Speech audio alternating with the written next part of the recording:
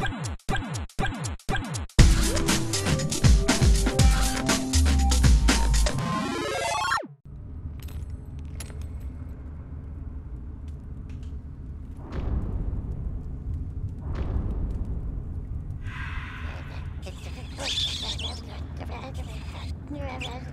new Overlord, you say? This is the last hope for evil? He's a little short. Whoa. Destroyed an entire legion? Bodies, screams, minion carnage? Oh, that is good news. Fire up the dragon! That'll melt him out of there. Overlord is a game where you get to be the classic Dark Lord that you see in fantasy and science fiction.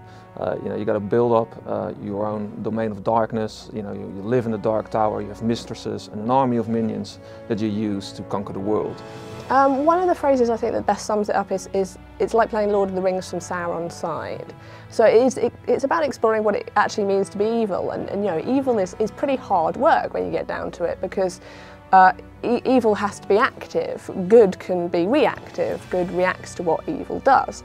But evil actually has to do the hard work. I mean, if you look at Lord of the Rings, evil has to, cut down forests and grow orcs in pits and things like that. There's a lot of work. All good has to do is go on a long walk and drop a piece of jewellery in a volcano.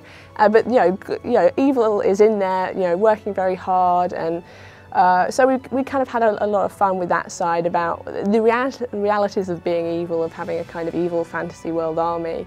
And I think people love playing the bad guy as well. The bad guy always gets the best lines and he's the most interesting, and so we've played a lot on that, I think.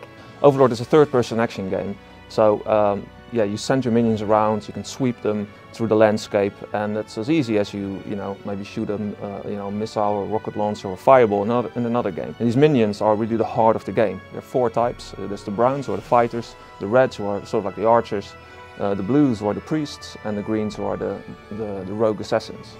And you use them to get through all sorts of puzzle and combat situations, and there are also your main ways to attack.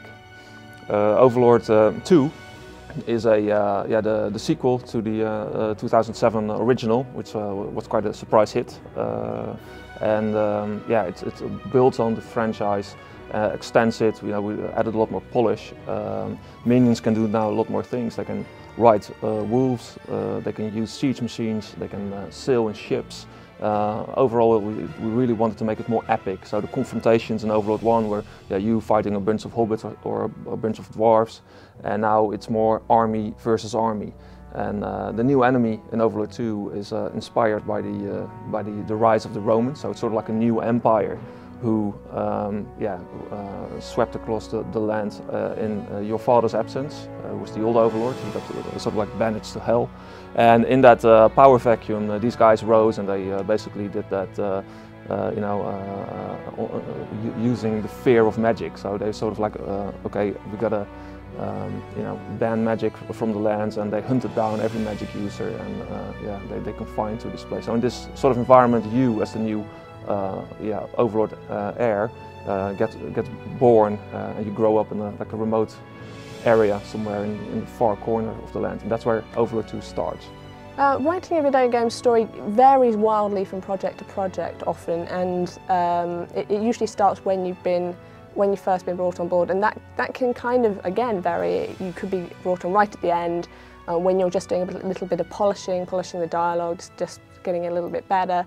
You might be there right at the start, which is much less common, and helping sort of design the IP and the narrative themes of the world. Or you could be somewhere in the middle when there's a lot of levels being designed and you're sort of basically crafting the story around the levels.